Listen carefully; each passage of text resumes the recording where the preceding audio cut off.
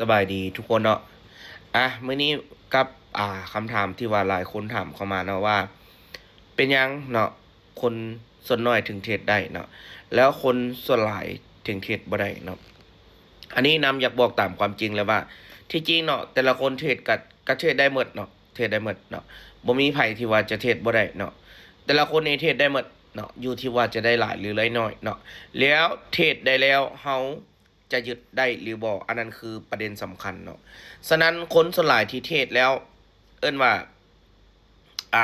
ถ้าว่าตัวอย่างว่าเฮาเทรดได้เหรียญนึงแล้วเฮาเซาตลอดชีวิตเฮาเลยอันนี้คือเฮาสร้างกำไรจากการเทรดเนาะ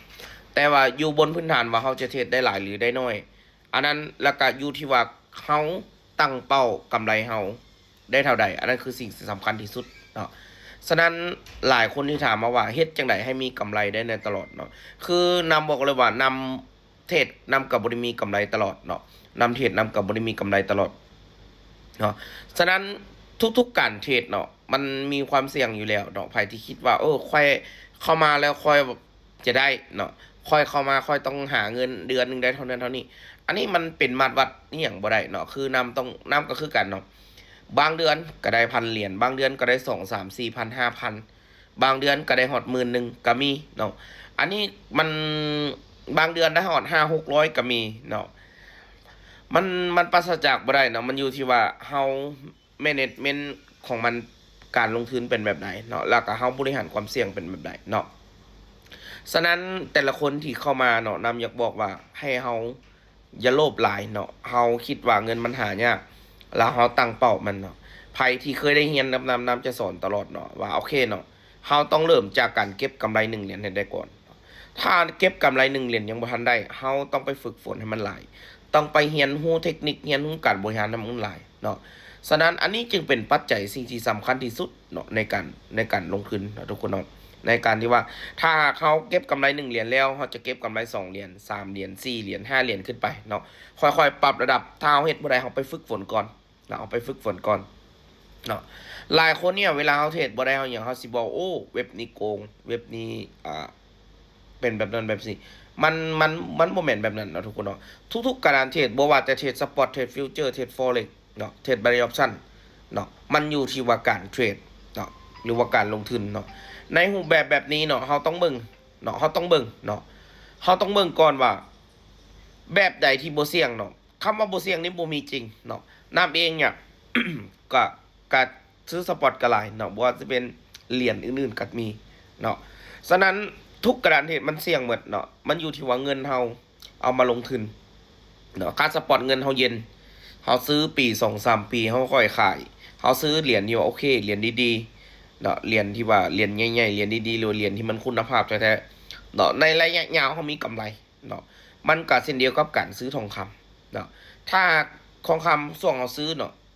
มันก็จะมีขึ้นมีลงเนาะแต่ว่าในระยะยาวแน่นอนเนาะมันขึ้นอยู่แล้วเนาะคือประวัติศาสตร์ของคำเนาะถ้าใครได้เบิ่งเนาะตะกี้คำบาทละจาก1 ล้านเนาะเดี๋ยวนี้ก็พุ่งทะยานขึ้นสู่20ปลาย30 ล้านแบบนี้เนาะอันนี้ก็เป็นเพียงแนวคิดอีกหนึ่งเนาะเป็นแง่มุมอีกหนึ่งที่นำมาแสดงความคิดเห็นเนาะบ่แม่นว่าไปลุ่มกันไปซื้อบิตคอยน์ลุ่มกันไปซื้อทองคำบ่แม่นเนาะอันนี้ถ้าว่าไปศึกษาแล้วโอเคค่อยมั่นใจในตัวเองก็สามารถไปลงทุนได้เนาะแต่สำหรับนำเนาะพอนำตะกี้ทุนน้อยเนาะก็เขาก็เลือกเทรดเป็นออปชั่นค่อยๆเทรดค่อยๆเก็บค่อยๆสะสมกำไรเนาะถามว่าเก็บปันพอร์ตกับได้กำไรแล้วถอนนำเลือกอะไรเนาะนำจะขั้นส่วงบ่มีเนาะส่วงของบ่มีเขาก็พยายามเนาะพยายามได้แล้วถอนออกก่อนเนาะแต่ถ้าส่วงเขามีเงินหมุนเวียนได้แล้วเนาะเขามีเงินอยู่แล้วเอิ้นว่าเขาบ่เดือดร้อนอย่างเงินเขาก็พยายามปั้นพอร์ตให้มันใหญ่เนาะอันนี้เป็นวิธีคิดของนำเนาะหลายแล้วเขาสิบอกว่าโอเคการเทรดมันก็บ่ได้เหมาะสมสำหรับทุกๆคนเนาะคือทุกคนเห็นเนาะแล้วทุกคนสิไปบอกว่าเว็บอันนั้นโกงอันนี้โกงมันบ่แม่นเนาะทุกคนเนาะเพราะว่าอย่างเนาะ IQ option ก็บ่ได้เฮ็ดง่ายเนาะจัดกระเทศอยู่เทศยากแฮงเนาะแล้วก็ว่ากำไรได้กำไรจากมันก็ได้100-200 เหรียญนึงซื่อๆเนาะตั้งแต่เทรดมาเนาะอันนี้ต้องว่าตามความจริงเนาะแต่ว่าก็มีเนาะตะกี้ช่วงมันบ่ปานนี้ก็เทรดง่ายเดี๋ยวนี้ก็เทรดยากเนาะ ทุกๆการเทรดเนาะมันว่าเรื่องความผันผวนเนาะของเหรียญนั้นของสกุลเงินนั้นเอียงแบบนี้เป็นต้นเนาะมันมีผลเนาะคือถ้าบิตคอยน์ผันผวนน้อยๆเหรียญน้อยๆมันจะผันผวนตามเนาะและถ้าเราเทรดยากเนาะเราจะมีมือที่เทรดได้มือที่เทรดเสียอย่างต่างๆแบบนี้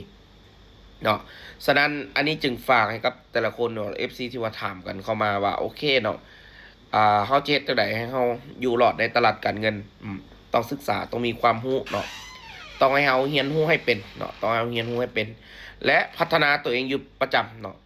อาชีพเนี่ยบ่เหมาะสำหรับคนที่ว่าขี้คร้านเนาะเป็นอาชีพที่ต้องพัฒนาตนเองอยู่ประจำและตลอดเนาะทุกคนเนาะคลิปนี้ก็ประมาณนี้เนาะสำหรับ FC ที่ถามกันเข้ามาหรือว่าหลายคนที่ถามเข้ามาเนาะ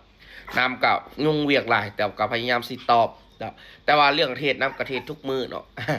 มือใดมือลบมือใดมือลบเนาะบางมือก็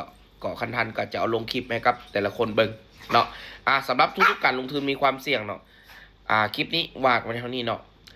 ไผ่ที่ว่าบ่มักศึกษาแม่นบ่ให้เข้ามาในวงการเทรดเนาะถ้าคิดว่าจะได้อย่างเดียวเลยเศร้าเนาะไปเฮ็ดอาชีพอื่นที่จ้องรู้สึกว่าโอเคเนาะสำหรับคลิปนี้วางเท่านี้เนาะ